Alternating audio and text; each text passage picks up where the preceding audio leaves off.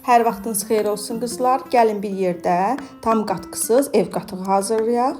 Bunun üçün mənə 3 litr süd lazımdır. 3 litr südümü böyük bir qazanın içinə əlavə edib yarım saat qaynadıram. Yarım saat qaynatdığım vaxtda arada bir də qarışdırıram ki, tam suyu içindən buxarlansın.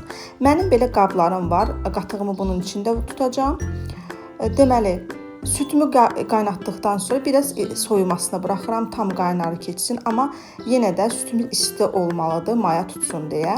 3 qaşıq mayamızı əlavə edirəm qabıma və onun üzərinə sütümü əlavə edərək, sütümüzdən 1-2 qaşıq əlavə edib qarışdırmağa başlayıram. Bu qarışımı sütümün içərisinə əlavə edib yaxşı-yaxşı qarışdırıram.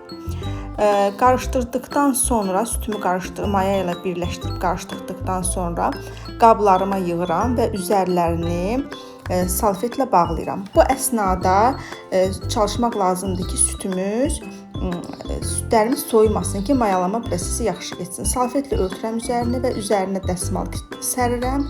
Dəsmalın üzərindən də yun bir ədyal, yun bir yorğan keçirsəz daha yaxşı, tez mayalanacaqdır. Və bu hardasa 4-5 saat bu qayda ilə biz qatığımızı qoyuruq mayalamağa. Daha sonra isə soyuducuda yerləşdiririk.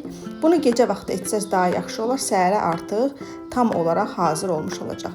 Baxın, çox gözəl, çox dadlı, yağlı, qaymaqlı bir qatığımız alınır.